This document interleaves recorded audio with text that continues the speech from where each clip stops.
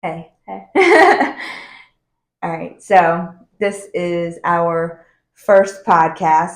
I am Vicky Wiles, going as the Awakened Bruja online, and this is my daughter Michaela Mac. And this is actually us. First off, look at that fucking woodpecker. Look at the top of look. Girl, what? Okay, look at the tree. Which tree? There's a big tree and it kind of like swerves to the right. Yeah. Right up on top of the edge. Yeah. Look at that huge ass woodpecker. Damn, you going to town on that thing. Damn! Those red-headed woodpecker, I think is what it's called. Adrian would know. Yeah, she would. That thing's huge. Okay. Squirrel. I'm leaving that in. I don't care. This is how we work. Anyways, this is going to be your first time really hearing what's new. Some deep stuff from my past. Mm-hmm. Oh, God. Okay. Yeah. I'm ready. Yeah. So I am ready to discuss things that happened and why I think the way I do, and how I think the way I do, because I think that in me healing myself and figuring out how I work, I can show you that bird just flew. I could show you I guess yourself and maybe why you do things or why you see things. We're very similar. Yeah. So I know that my childhood made me who I am. Mm-hmm. And I know that in that I projected it outwards to all of you guys. Mm-hmm. So I think it's important to be open and honest. Mm-hmm. Okay? So let's start from the beginning. Okay. You ready? Mm-hmm. As early as I can remember, it would be probably about age 4. Yeah. I remember the first house that we lived in. I remember so it was both my parents, and they lived together, and then I'm the youngest of 4. So my brother, 2 sisters, me. And my brother is 10, 11-year age gap. Mm-hmm. So coming into that house, like I remember a childhood dynamic, but it was chaotic. Mm-hmm. And my father was very abusive from the get-go. Yeah. Everything was exactly how he wanted it, and we had to portray a specific way outside of the household versus inside the house. So everything looked perfect. Mm-hmm. And behind closed doors, it was complete control and any kind of abuse you can imagine. Mm-hmm. My brother took a lot of the physical abuse in the beginning, and the girls, took the sexual abuse. Mm-hmm. And at this time, being in this house, I saw the world differently than what my family was. Mm-hmm. And I didn't realize that. So I always heard voices. Mm-hmm. I always saw energy. I always saw other people in the room. Mm-hmm. I didn't realize that nobody else was seeing these things. Yeah. Because as a little kid, you're like, you don't see that shit? Yeah, like you don't hear that? Yeah. You don't know? So I view it now as like, I hear all my thoughts. I hear all my emotions. Like I hear my entire brain, mm-hmm. if that makes sense. Mm-hmm. So I don't know if I was projecting entities outside of me or seeing what was outside, like an energy exchange. I don't know why I saw these things. But I knew things that I shouldn't have known. I knew that there was a little boy in our house that tormented us, that wanted to play, and my mom would be like, don't go play with that little boy, and I'd be like, why, Mom? He says he's lonely. And she's like, do you see him right now? And I'd be like, yeah, he's right there. Yeah, like, why don't you know, like, yeah, he just wants to hang out. You didn't invite him over? Like, I'm confused. Right. So I didn't understand.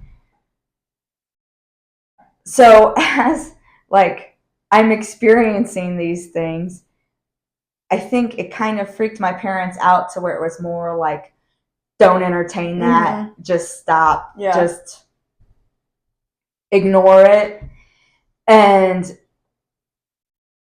they moved out of the house that they had lived in for a while. And after that, it was like we moved constantly. And I think we moved constantly because every time it wasn't going away.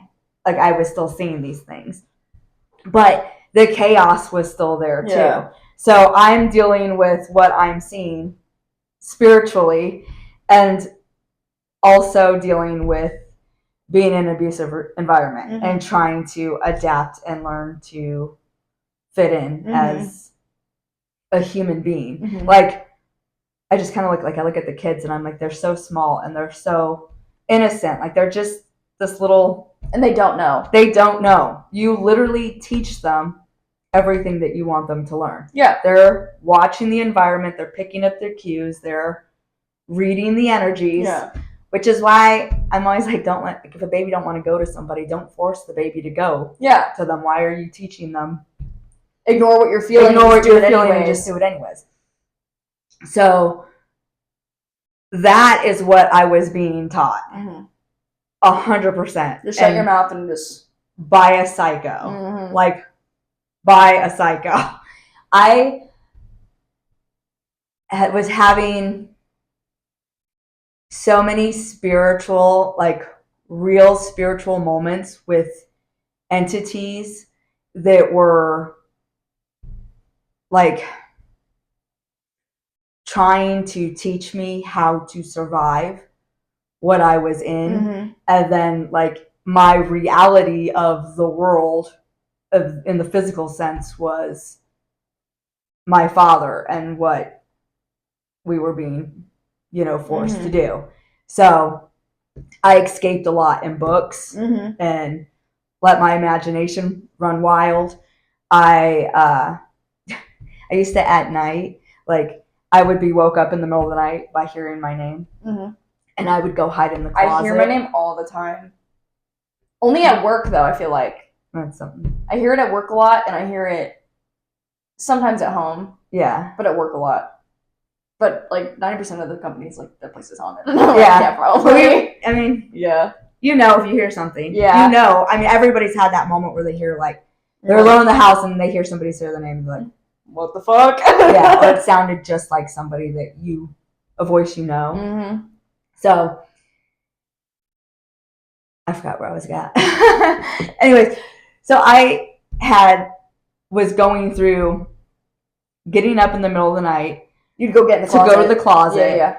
And in the closet, same within the bathtub for me, either or, is it echoes.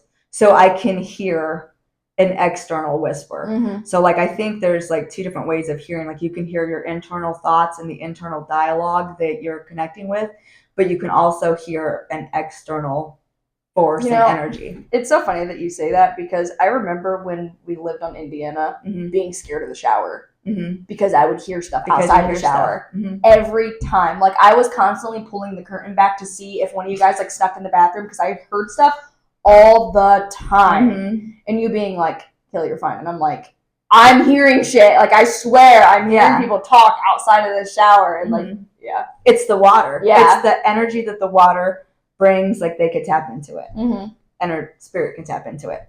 So that's always, that's why I got the hot tub now, because I can get in there and just completely levitate. Yeah. Which to me, when you're in water and you're floating, it is like you in the womb. So it is bringing you back to your core nature, Yeah, like the floating in water, hearing the heartbeat, which is the thump. Your mother's voice. Your inner, yes.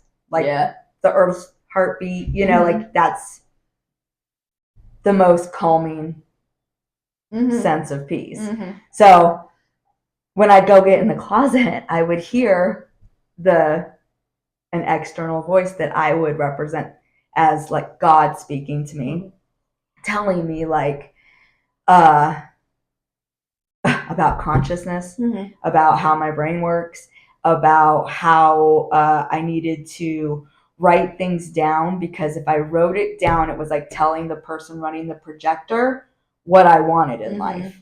And I'm like, looking back at it now, I'm like, yeah, if I write it down, my brain is processing it, and then it's putting it in my mind's eye, which is making me see it in the real world and bringing it to me. And even it, like, to simplify that more, you and I both are the same way in the sense of, like, I will forget something if I don't write it down. Right. Like, every thought I have needs to be written, like, in my notes app, on a piece of paper. Like, I can't go grocery shopping without a list. Yep. I can't remember jack shit if I don't write it down somewhere. Yep. So. And the same thing with, like, in school studying, like if I wrote it down once, if I wrote down notes, I never needed to look at them again. Like I just needed to write it down and I remembered it. That's how I connect to my brain. Yeah. So all these spirits and entities were basically teaching me how to be me, like how my body works. Because you weren't being taught by anybody else the way you were supposed to be. Right. So. Right. They were like, all right, we got it. Exactly. So in me growing up, part of the trauma was disconnecting, like learning how to disconnect from myself, how to disassociate from my body.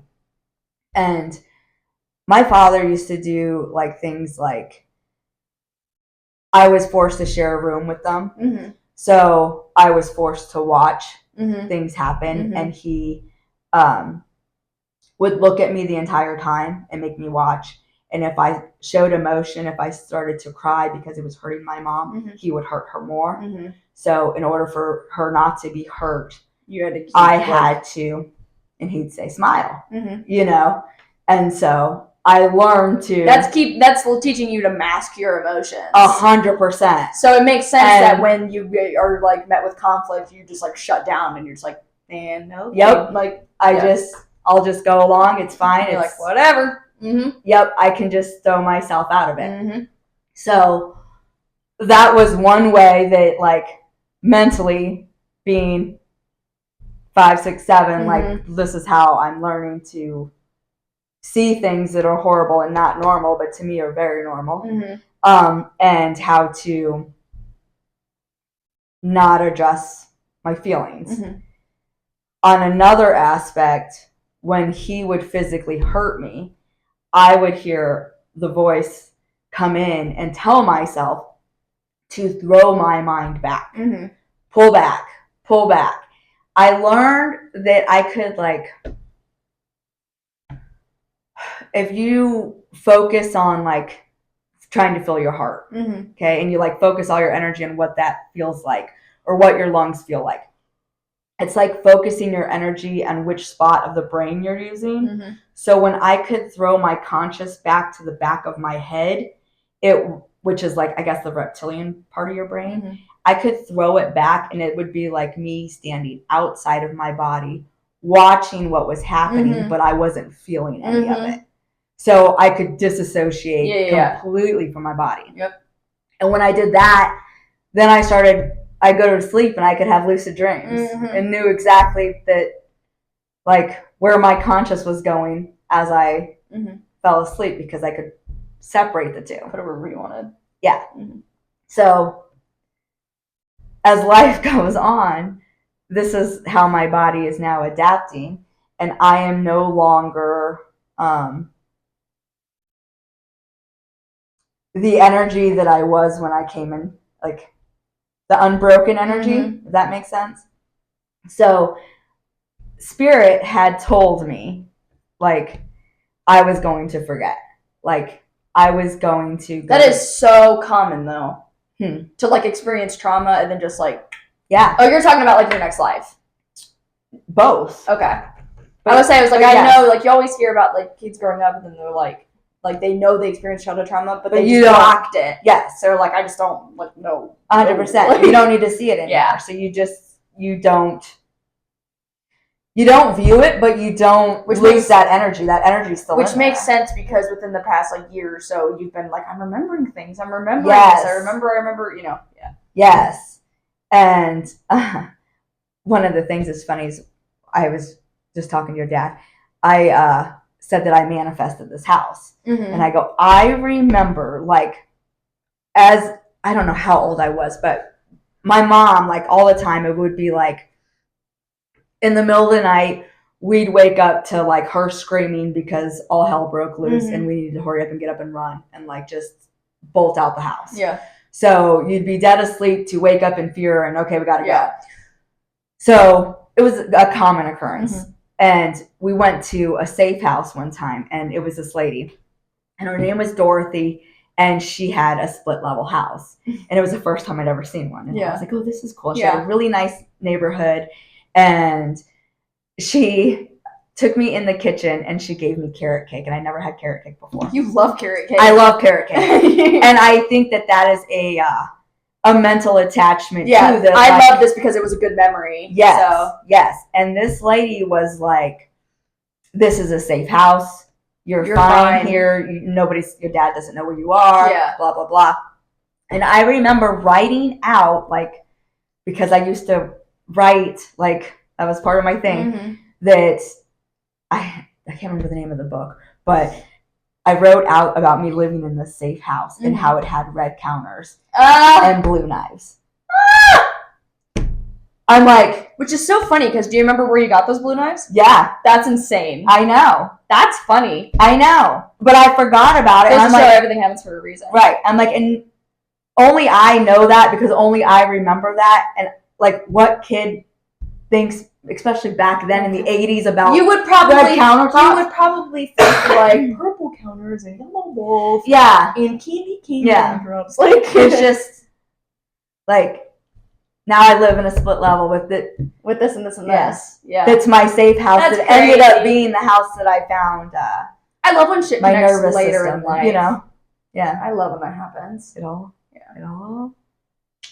Like when we made the connection about Rose, I was like, shut the fuck up. Exactly. Yeah. Exactly. Like this, you can think it's woohoo all you want, but it is a real thing. Like there's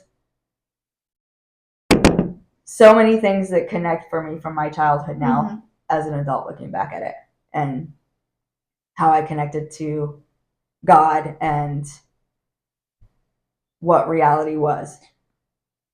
Go ahead. I was gonna like derail the conversation a little bit. Do whatever you want to do. So you just mentioned God and it reminded me that a couple years ago, like when I say a couple, I literally mean like maybe 2 years ago, me and Jay and Bibbler all went down to Foursquare in Lucas for church. And I remember sobbing in service. Yeah. And Bibbler's like, are you okay? And I'm like, I'm fine. I'm like, I just feel so connected to whatever the fuck it is. Whether you believe it's like a dude in a robe with a beard and shit, or if you believe it's some like Greek goddess or whatever the fuck, or Mars or whatever the hell you believe. I'm like, I feel so connected because the pastor in the service was like, said something about like if you feel like he hasn't been there for you in the way that you think he should. And during that time, I don't know what I was necessarily going through, but I just remember feeling so like stuck between a rock and a hard place. Like I was so like, I don't know what to believe. I don't know if I believe in this or that or the other. Right. But all I know is I feel lost and I feel disconnected and I don't know what my next step should be. And I feel like I need someone there holding my hand and nobody's there. You know what I mean?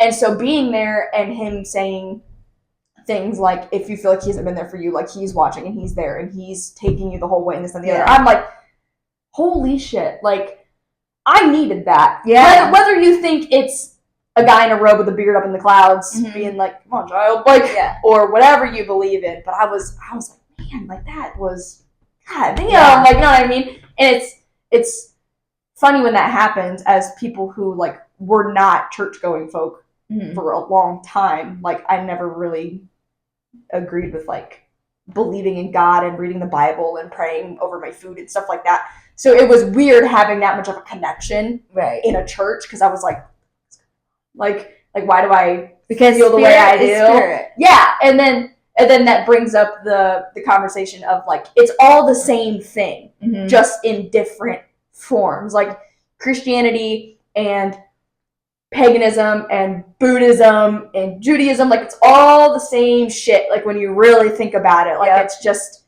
you believing in this to be your like North Star, like, and it's all the same thing. So it took me a while to realize that just because I had a really good service and I was like crying about it, that it doesn't necessarily mean that I'm like gonna throw my faith in this dude, or, you know, like this. I'm like, it's not about that. It's about like, I felt disconnected and that made me feel connected. Yeah. Regardless of what I felt like I was connecting to. You know what I'm saying? Yeah. That was nice. Yeah.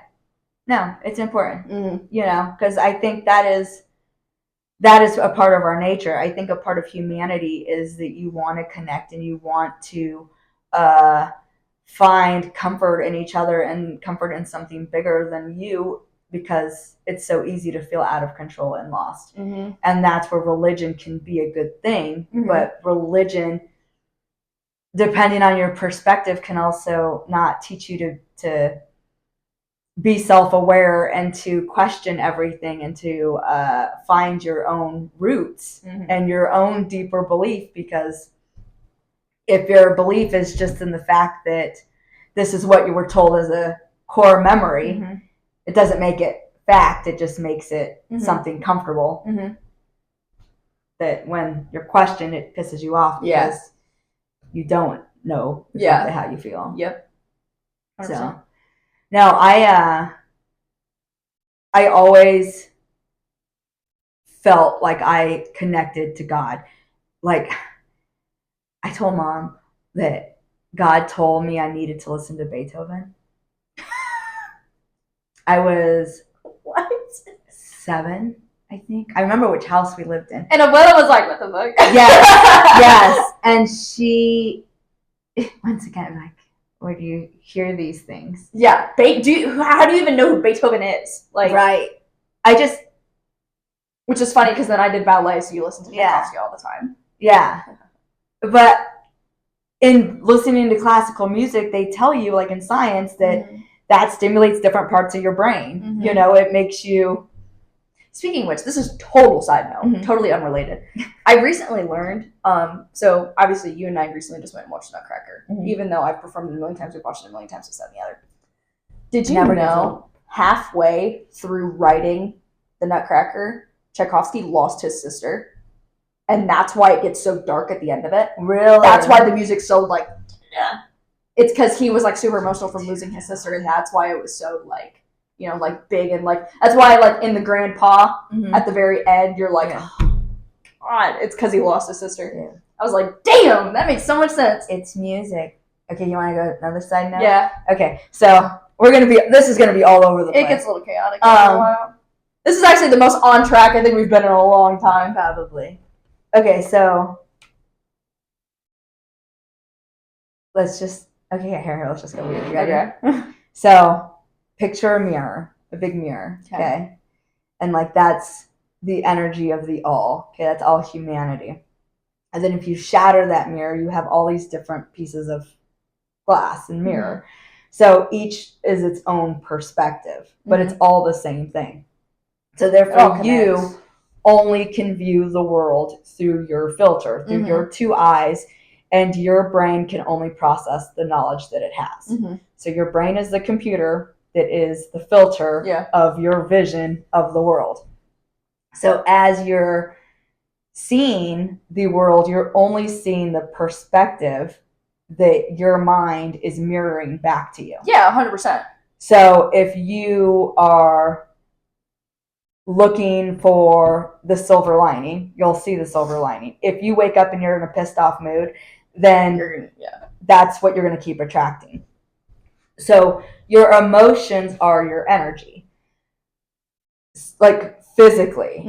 Okay, so if you are, however you're feeling right now, if you're feeling love, you can direct that love towards whatever you want to create. If you're feeling hate and you keep entertaining that, like the person that watches the news that just keeps watching it and keeps getting upset. Well, you just keep feeding it. You are giving your energy because you're giving your thoughts and your emotions to this energy exchange, to the news. If you shut it off, then you might realize, like, oh, like here in my community, I'm not seeing all this chaos. Here. Everything's great. Everybody's actually really nice, and oh my God, they're all helping each other, and look what this person's doing, and look what I could be doing. But if not, you could also be at home and just shut out because this is what you're focusing on. And as long as you continue to look and like physically look in that direction, your brain keeps seeing it on repeat. Yeah. So when you're talking about music, like what you're hearing vibrates into your brain and is constantly programming. Yeah. So that's why we were talking about earlier, like listening to music that doesn't have lyrics, listening to something that's calming or exciting can either get you pumped up for the day or not. You're setting the vibe. Yes. It's funny that you say that because I've recently seen a lot, obviously with like TikTok about to go away, this and the other.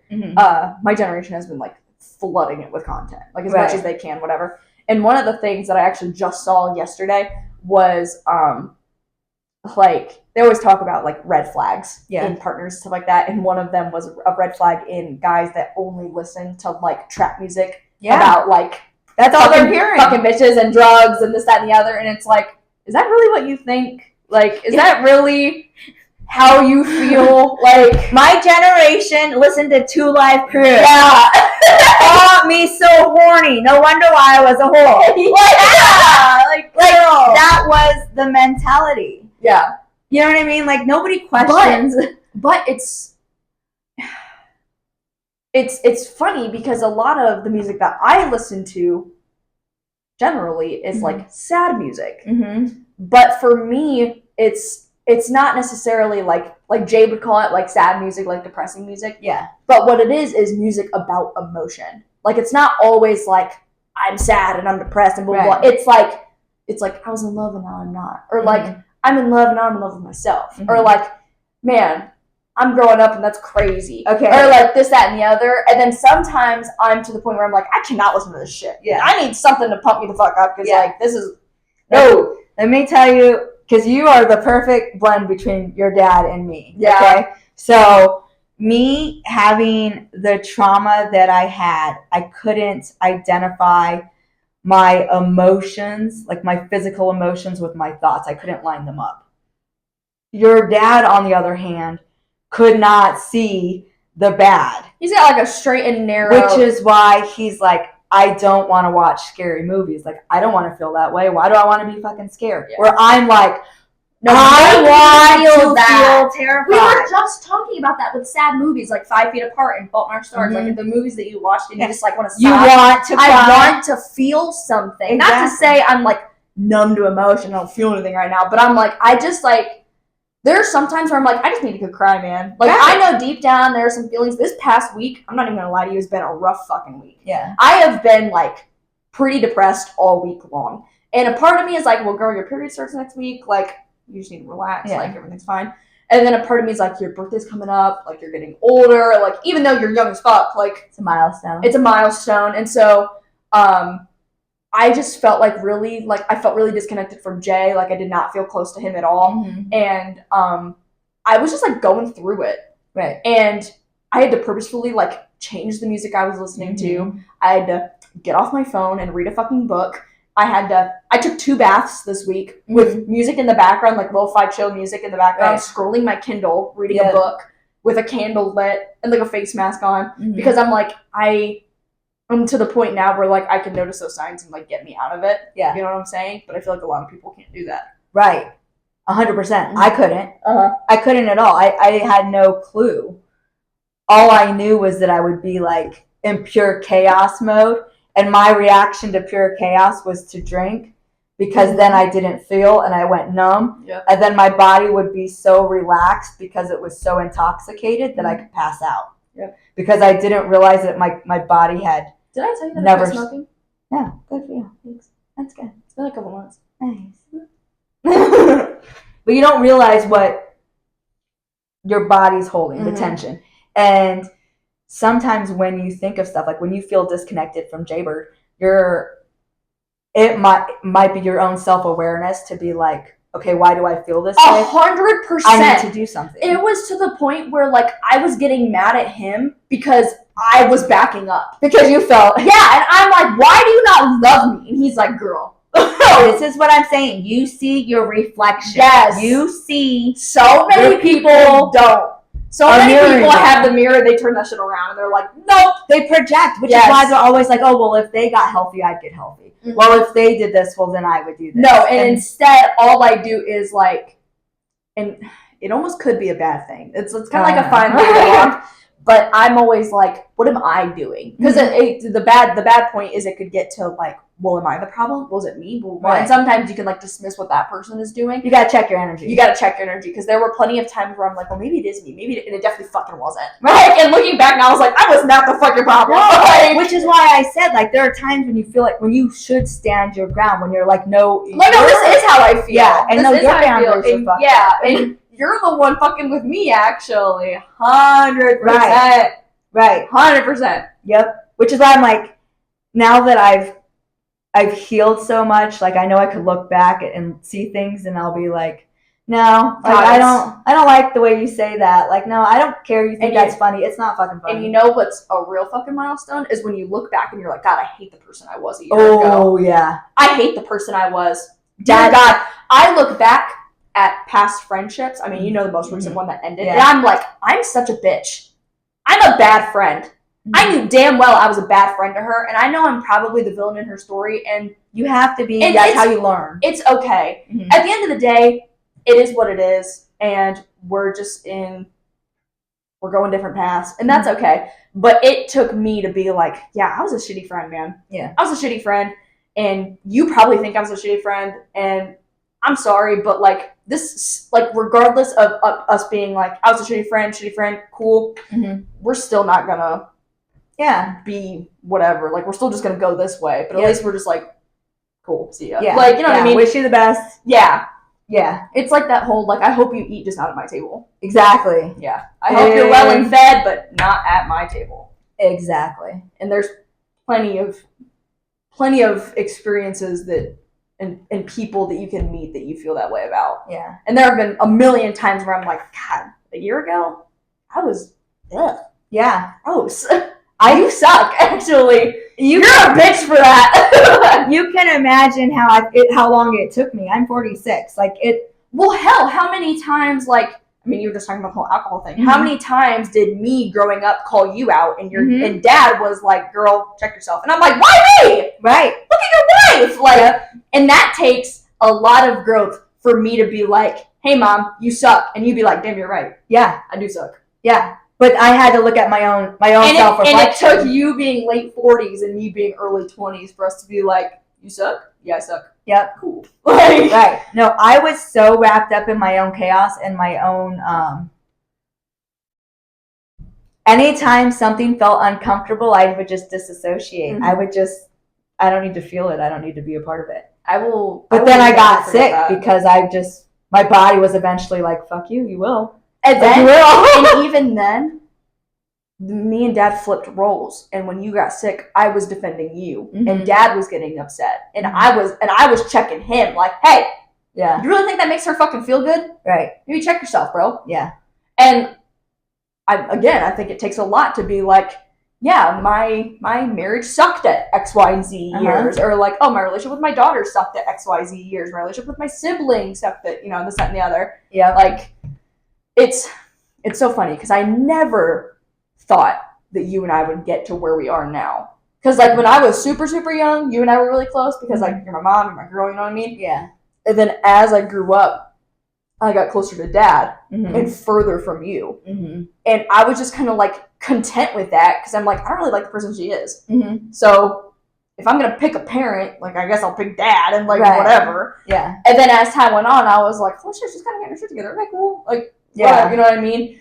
And then now you and I are the closest like we've ever been, and that definitely has to play with like you're still my parent, but I feel like you're more my friend than you are my parent now. Yeah. Because I'm grown and I'm moved out and engaged in animals and shit. Like all your kids are like on their own and like they're good. You know what I mean? So now there's really no need to be that like parent figure of like telling you what to do and this, that, and the other. Like now we can have that relationship where like we gossip and we yap and we, go get wine together and girls' nights and this, that, and the other. And like now it's a completely different dynamic than what it was. Right. But we couldn't have this dynamic if it wasn't for you and I growing as individuals. Mm-hmm. Like drastically. Yeah. Yeah. Because I was oblivious. Mm-hmm. I was so disconnected from myself and my body and who I just am as a human nature. I'm going to tell you something that I've never told you. Oh, no. I'm scared. Okay, go. You got to the point where you were so bad that I told my boyfriend at the time I'm never going to drink. I believe because I don't want to be like my mom.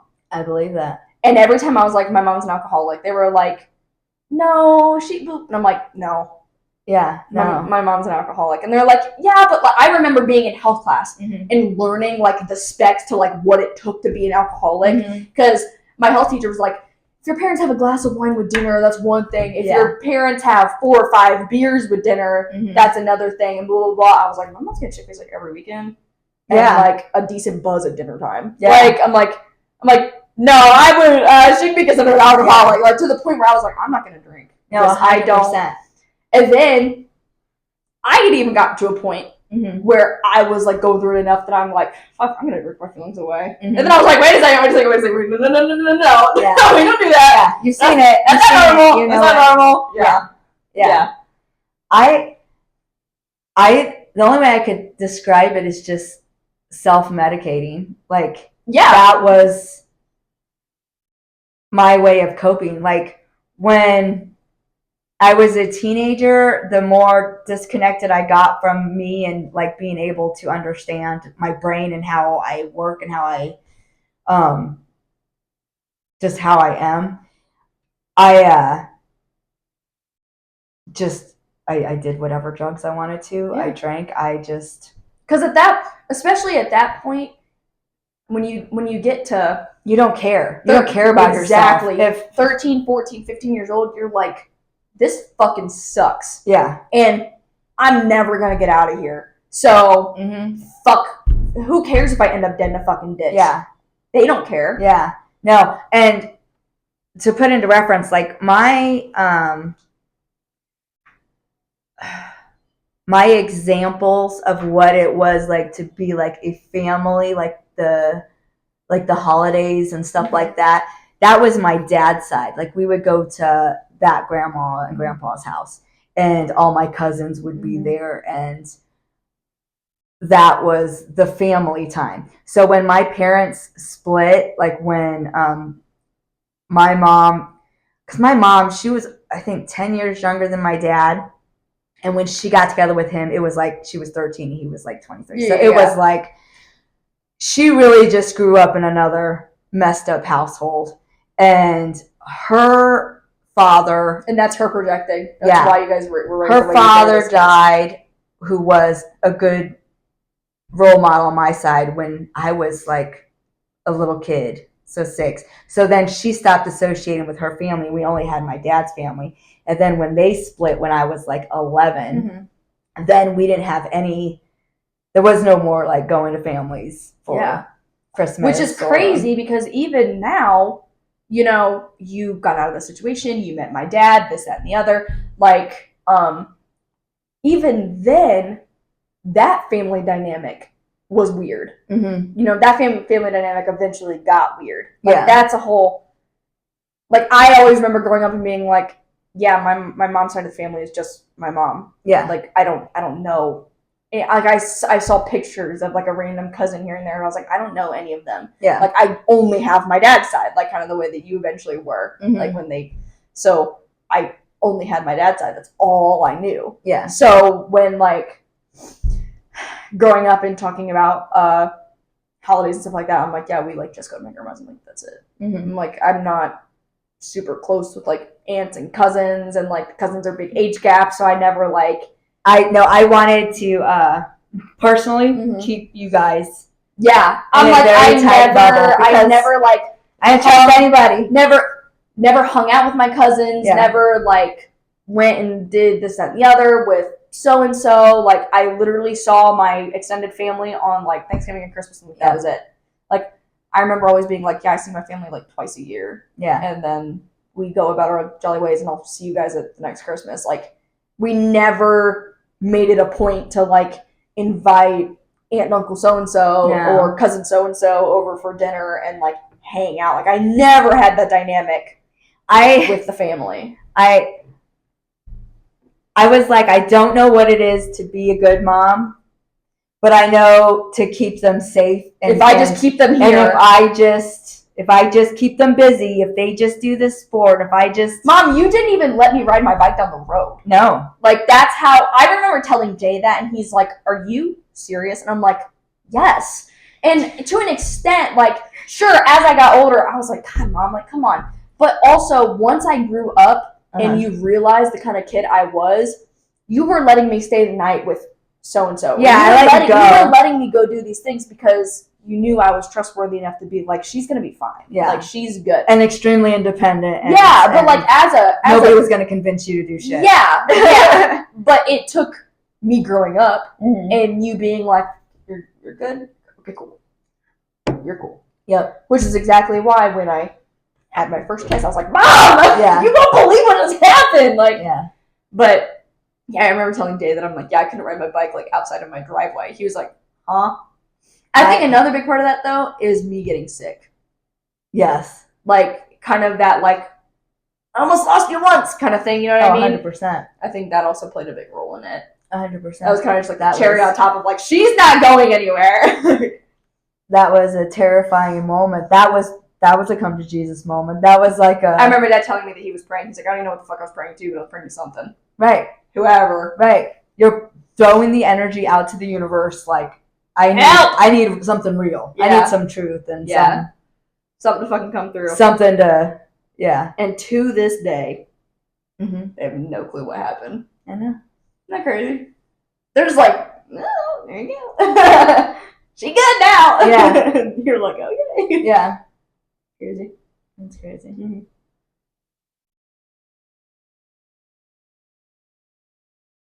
We've come a long way. Yeah. It's been insane.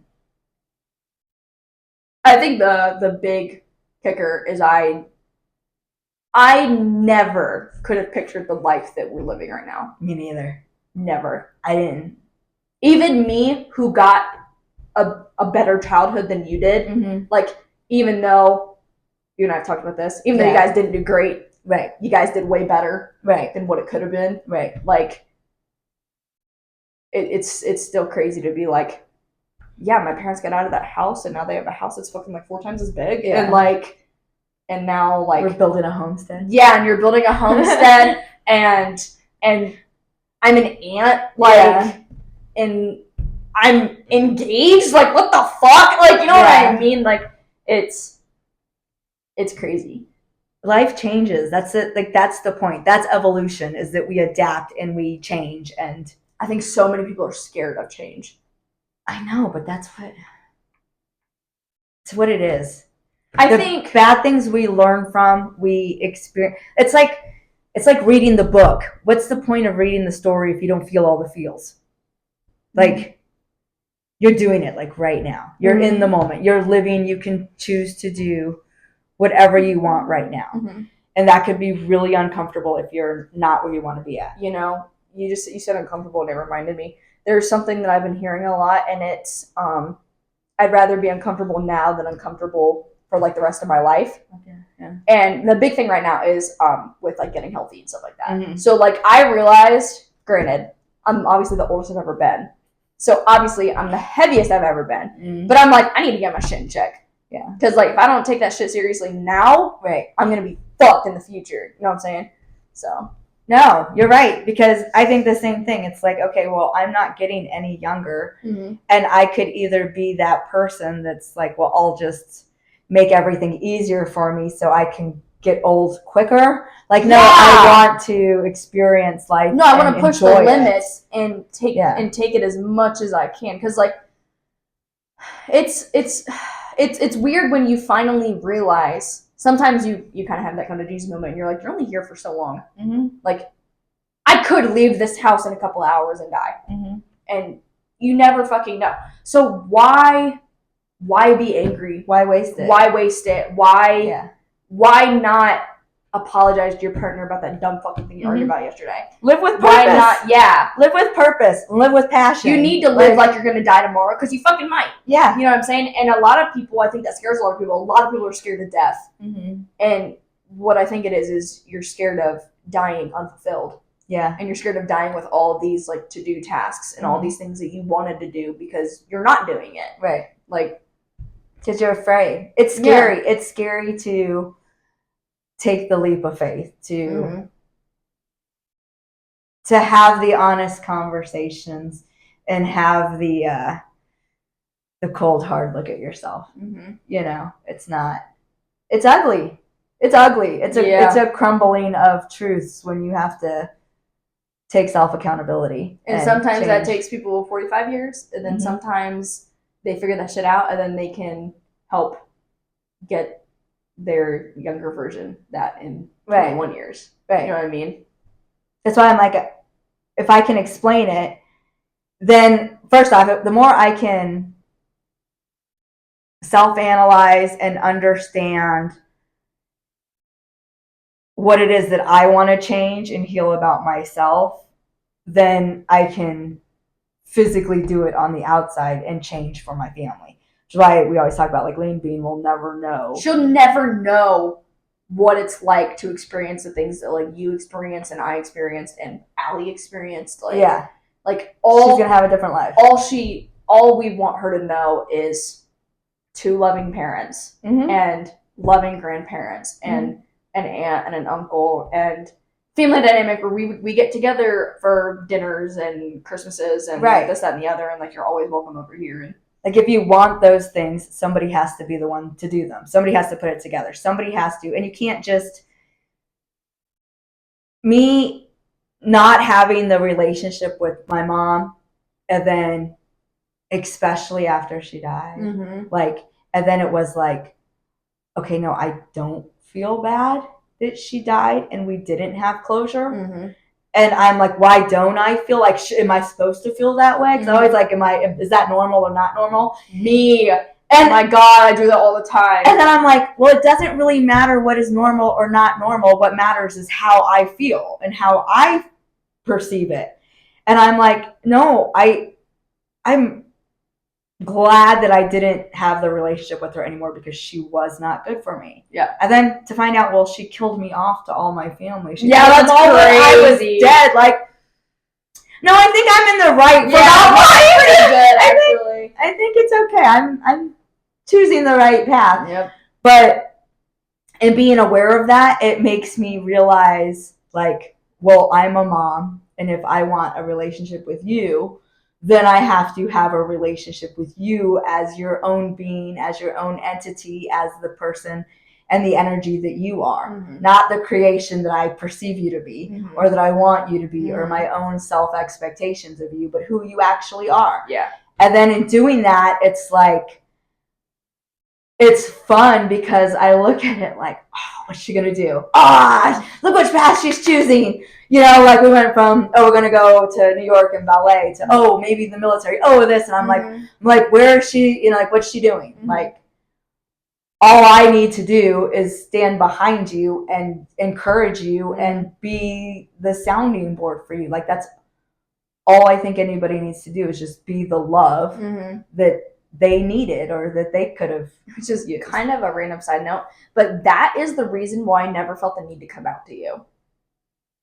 About sex and stuff? About, like, me being bi. Oh. Like, because I just don't. Because it doesn't fucking matter. It doesn't matter. Like, that's why when it came to me being like, no, I'm really into this right now, or no, I like this music. I'm actually gonna change what I wear. I'm gonna dye my hair purple. Like, I'm gonna okay, do it cool. all. Do it. Why not? Who the cares? Fuck ever. Yeah. You're living now. Mm-hmm. Are you happy? Are you genuinely happy? Bless you. One more time. No, only 2. Like, yeah, like just fucking do it. Just don't hurt anybody. That thing you're thinking about doing, yeah, just fucking do it. Just do it. Just do it. Nike did it best. Yeah. Just do it. That's why, like, that person you've been like wanting to text, whether it's like, and if it's your abusive ex, don't do that. Yeah. But that person that you're like, I want to be friends with that person. I just don't know how to do it. Just fucking do it. People show you exactly who they are. Don't make excuses for them. See them at face value and decide what is best for you. Yeah. And like that's one reason why, like, when me and your dad started working on our relationship, and it was like, it wasn't that it was bad. Like, your dad's a good man. Like, he's a good person. He's all the things that I could ever ask for. But I wasn't like being completely honest and open with him. And I told him, like, I'll tell him things now that as I remember. And I know it's hard for him to hear because he'll be like, I just can't. He feels called out a little bit. Yeah, but he's like, I can't even imagine like how people would do that, or how, you know, like, I didn't know that you went through that. Like, I didn't know that, you know, and why did I not know that? Yeah. Or how did I not know? And I'm like, well, part of it was that I wasn't telling you because I didn't want you to judge me, because I was judging me. Because even as talking to friends in high school and trying to tell them what was happening, they would think that I was the one lying. And everybody thinks that the girl who's like the sexually deviant one, or the one that knows too much about sex, is the slut. And it's like, how does she know the things that she knows? You don't know. They care more about the fact that she's doing these things than the fact that she's been taught these things. So in saying stories about my dad, I remember one of the first things that a boy told me, that I was disgusting. So I never told him the whole story of what happened with my dad. I just like no, like I'm you gross. Don't deserve to know. I'm, you know, like, I'm tainted because, and I'm like, no, I was a child. Like, I didn't have any choice. I was pure and good. I learned sexual touches from somebody who shouldn't have taught me that gave my body physical feelings in one aspect and a mind fuck on the other. Yeah, I had every right to be fucked up in that. I remember dating a guy and kind of like confiding in him a little too much. And then when he broke up with me, and this, that, and the other, and I'm like talking to my friends about it, and I'm like, I look back and I'm like, I shouldn't have said all those things. Yeah. I'm like, he broke up with me, whether it be because it was a like, just isn't working out. Whatever. But I'm like, I was too much for him because I wasn't dealing with any of my shit. I was just like, here's my life story, feel bad for me. Yes. You know what I mean? And here, love me. Love me despite all this shit. Yes. And in reality, all I'm doing is trauma dumping on him. Right. And then expecting you to be like, okay, fix me. Right. Or like, they don't have the emotional. Okay, love me regardless. Yeah. Or whatever the fuck. Feel bad for me. And then I look back and I'm like, God, Kayla, what the fuck were you doing? And it also took me a long time to realize, like, you're never going to have that conversation with him and be like, hey, man, I'm really fucking sorry I did that. Like, like, no shit, you didn't want to be with me because I was so much for no reason. Right. You know what I mean? I'm like, my chaos was uncontrolled. Yeah. And I'm so sorry about that. Yeah. Like, dear God. Yeah. And I'm never gonna be able to tell him that. And I don't really care. Yeah. Because, again, that's kind of like, I might be a villain in your story, and you're probably always going to be like, yeah, dang, this crazy bitch that all she did was fucking trauma dump on me, and like, blah, blah, blah. Yeah. And if that's what it is what it is. But it took me a while to realize, like, I'm a completely different person now, and you're never going to know this new version of me, and yeah, whatever. Right. You know what I mean? even if by the graces of whatever the fuck they managed to see this, then you can be like, hey man, sorry about that. But like, sorry about that.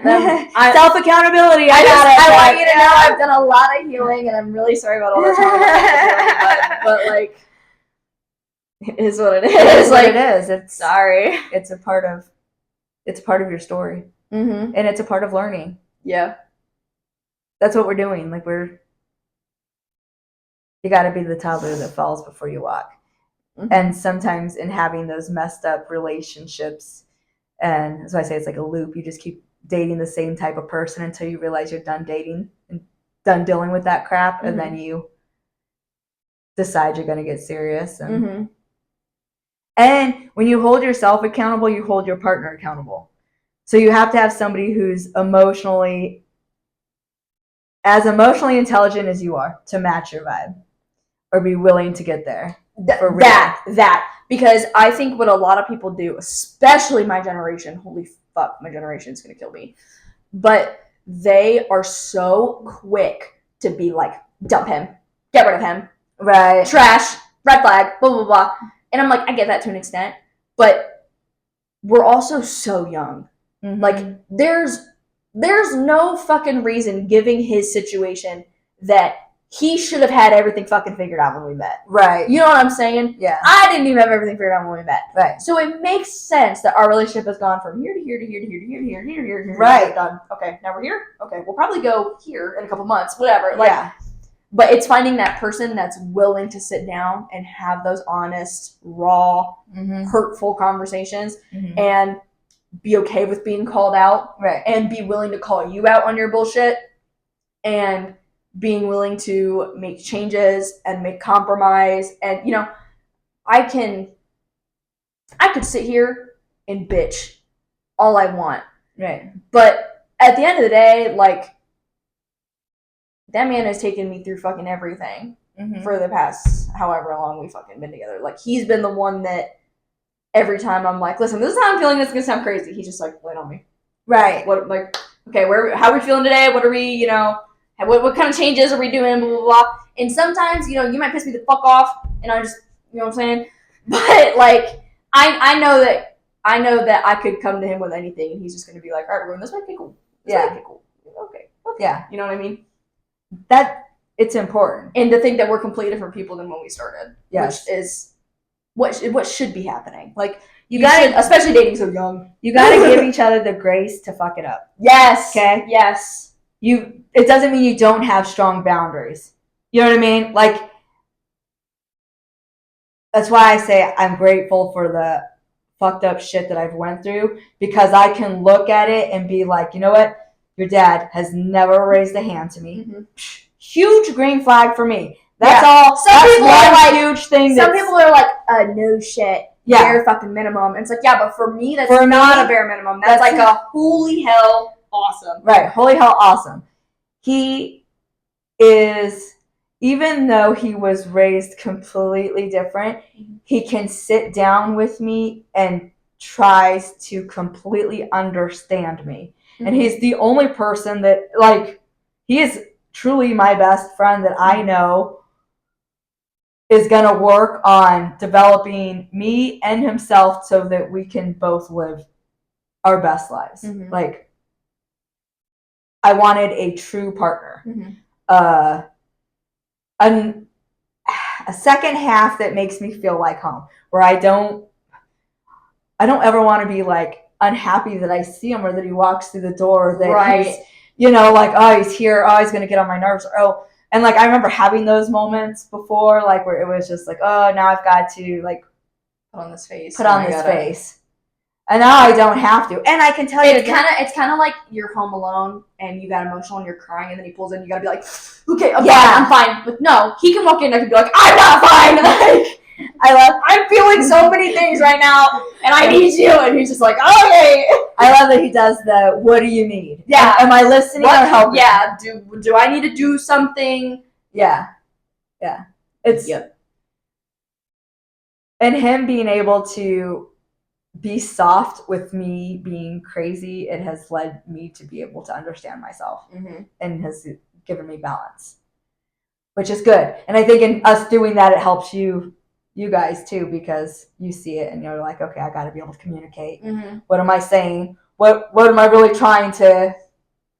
What am I actually feeling? Yeah. What am I actually feeling versus what am I projecting onto him? Yeah. And then with all that, it also helps my relationship with Dad, because it took Dad a long time to realize that, like, I don't know, to put into a dramatic sense, like, I'm not this picture perfect kid. You know what I mean? Like, it put you on a pedestal. Yes. And it took me a long time to be like, okay with that being how that happened. Like, it took me a long time to realize. I literally just had like a breakdown about this like a couple of weeks ago. I told you that I was like, I just constantly feel the need to be perfect. I constantly have the need to like have my shit together, blah, blah, blah. And then in reality, that's rooted down to the like, oh, Kayla's got it. She's fine. She's independent. She gets good grades. I don't need to blah, blah, blah. Yeah. Which was like cool. But then eventually like it kind of fucked me up a little bit. Yeah. But because everybody falls apart. And I was like, I can't fall apart. Like I'm the kid out of all of us who doesn't fall apart. So I need to keep my shit together. So when like COVID hit and I got super, super depressed, and I was like on the verge of just like, I'm done. You know what I mean? Yeah. It like Dad could not fathom that I felt that way. Yeah. And it took me moving out and like growing up and like you guys developing more as individuals and a couple and me growing up and this and the other for him to be like, God, you really felt that way. And I'm like, yeah, Dad, I really felt that way. Like, and he's just like, I'm so sorry. Like I wasn't for you more. Like it's perspective. You can only see what you understand. And your dad doesn't understand depression. He doesn't understand suicide at all. Which good for him. Exactly. But good for you. But on this side, you're like, you don't get it. Like you don't understand. You don't understand the despair. Yeah. Like, you don't know what it feels like. And then when brushing your teeth is the hardest thing I did today. Like yeah.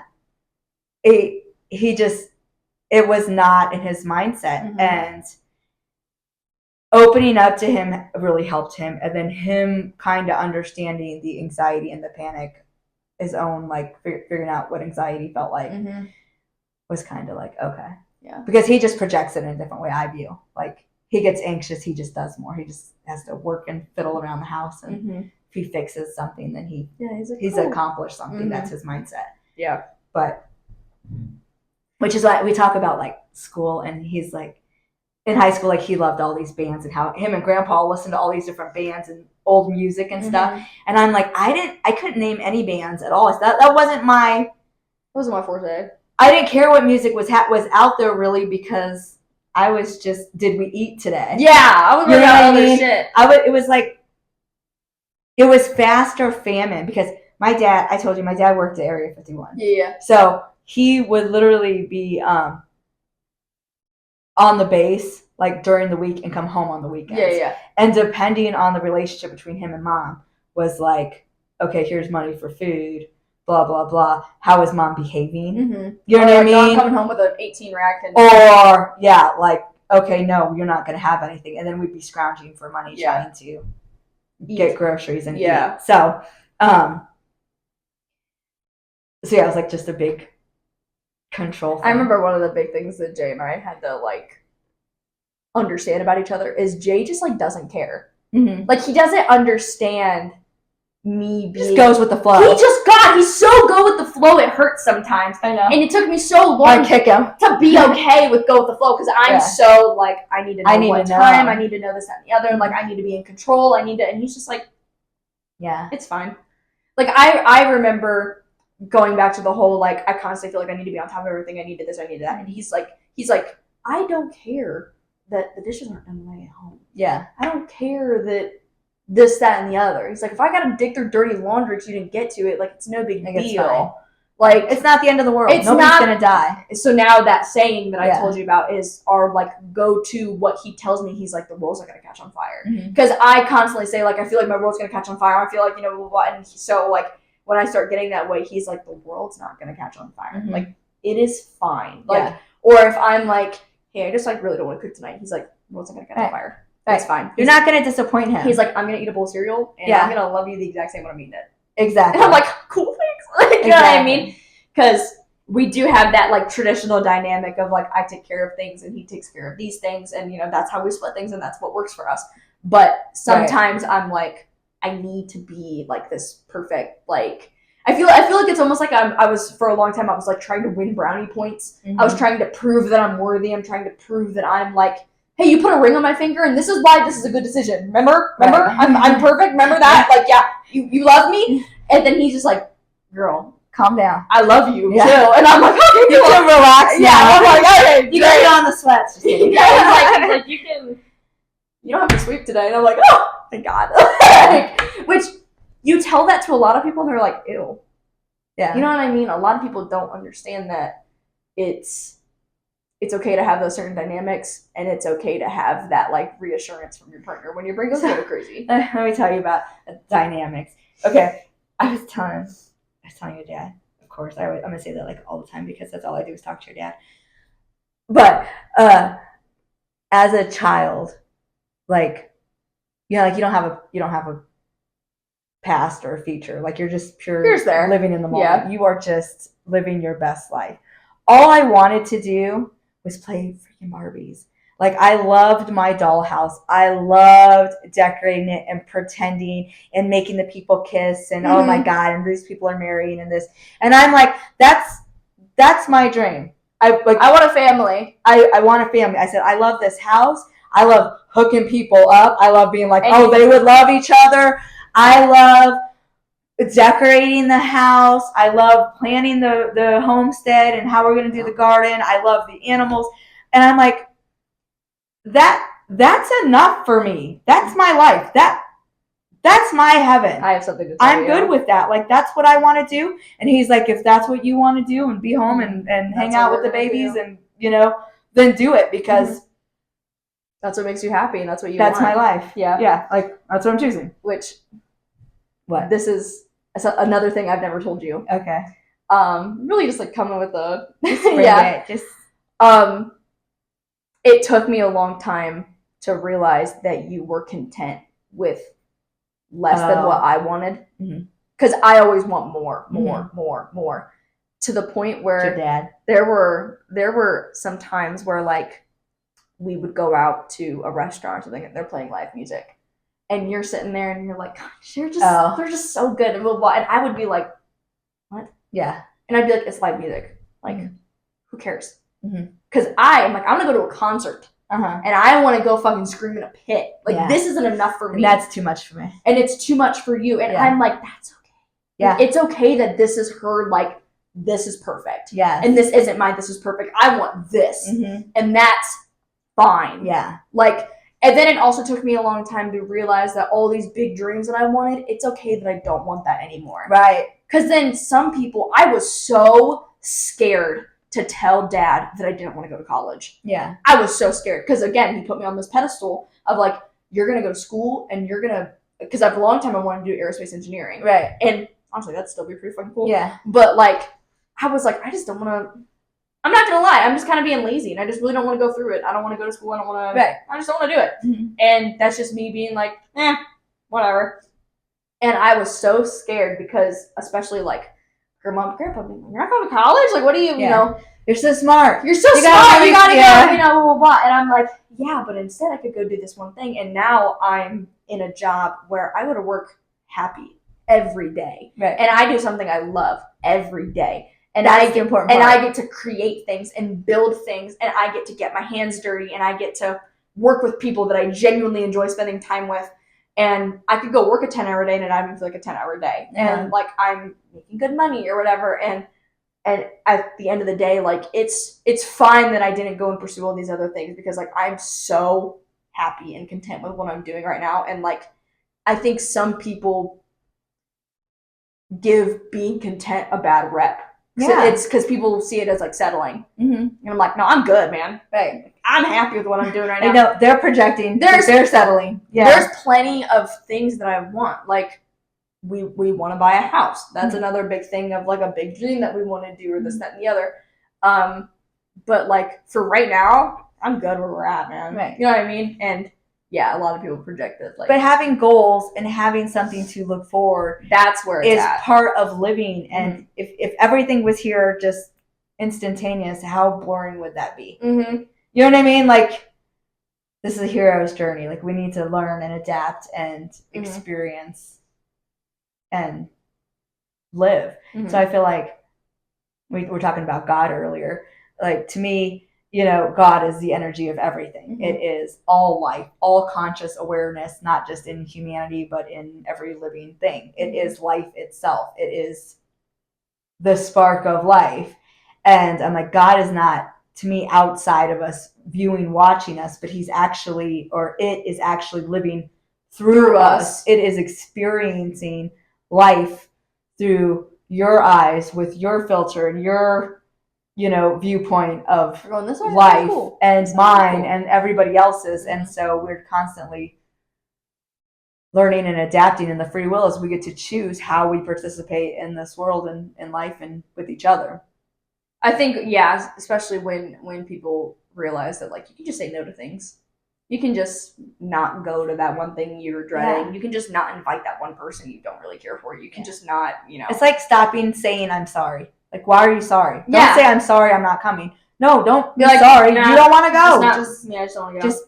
And you can still say it politely, I guess, but just be like, it's okay to say no. And it should be okay if somebody else tells you no. That if they say that they're not coming to your thing, that you're like, cool, you know, I hope you hope you have a great day doing whatever it is that you need to get done today. Because sometimes you're just in the zone. Like, sometimes if I'm like in clean mode and I'm in the flow of cleaning my house, the last thing I want to do is like get dressed and go out. Like, I'm not gonna go. Yeah. You know, like, I know for a fact once I leave here, I've got shopping I gotta go get done, and I'm probably gonna go home and I'm probably not gonna clean my house tomorrow. Like, it's fine. Whatever. It is what it is.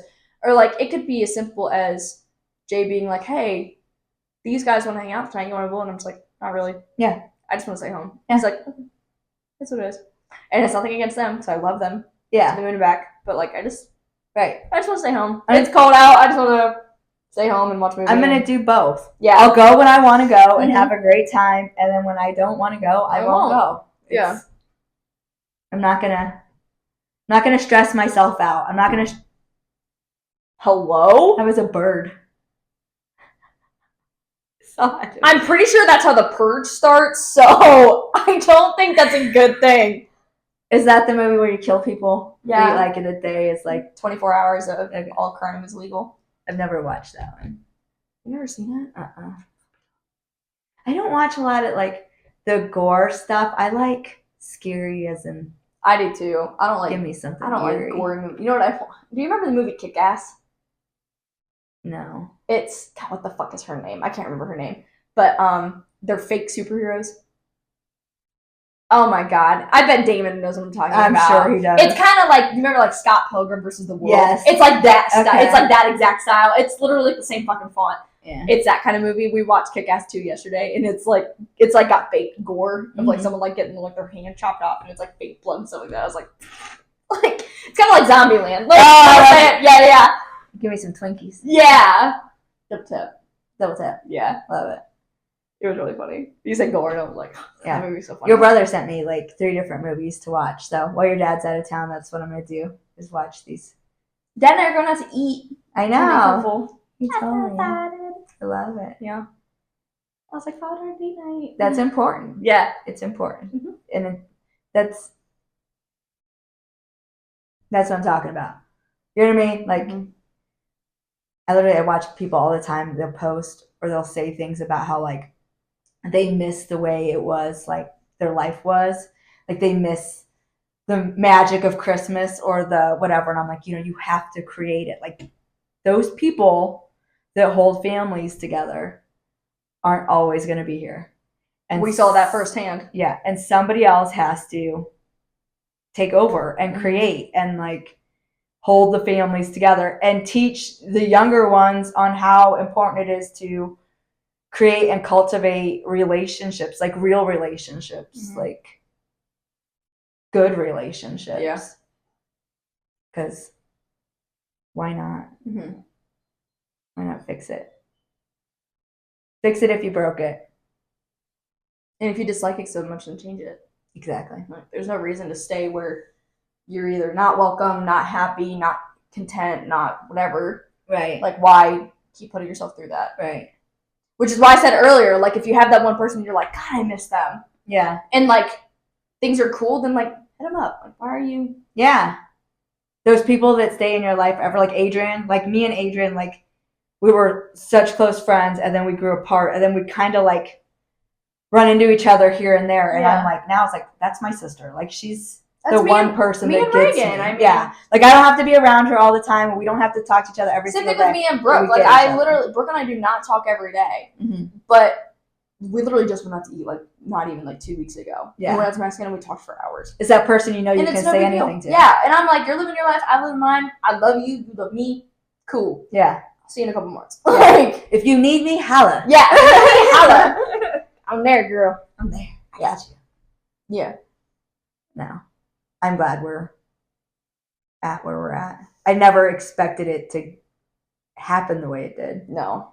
That's for sure. No way. So, yeah, for those that are watching this for the first time and hearing this story, I had a spontaneous Kundalini awakening, which I didn't even know what the hell that was.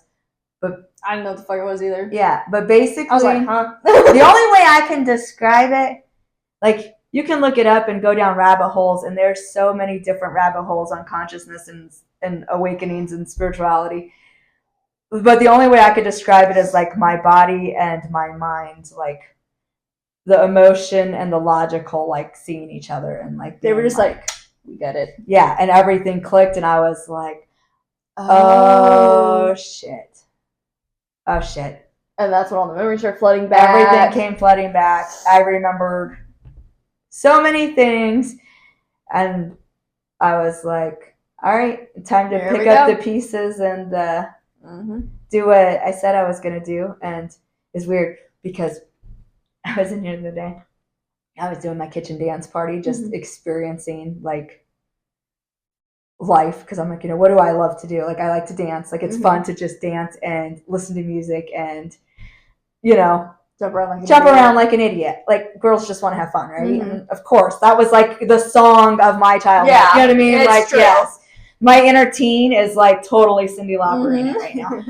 So I'm, like, doing that, and all I could do was think about, like, if I could tell little me that it was going to be okay, that this is what I would say. So I sat and in the mirror told my younger self everything that I would say to encourage that we would make it to where we are today. And I, like, had this, like, I cried, bawled, and then I'm like, that's probably how quantum physics works. Like, maybe that was me then, like, hearing myself. Like, past you is genuinely like, it's okay. Yeah. And it's, like, your future self talking. It's your future self talking. And so now I'm like, okay, well, now that I'm calm and now that I know what my body feels like in a relaxed state and in a clear state of mind, what can I create? What kind of life can we next lead? Which is why it's like, okay, well, now we're planning, trips and moments and a life. A wedding. Oh my god. Ew. Eventually more babies. Girl, you're funny. I love the babies. I love them all. You're funny. I'll take them all. They're so sweet. I bet you will. They're hilarious. I know. I love the kids. I do too. Cracks me up. Yeah. She's a character. So I think we're good. I think we're good too. I think it's a good place to end. Yeah, I think it's a good idea.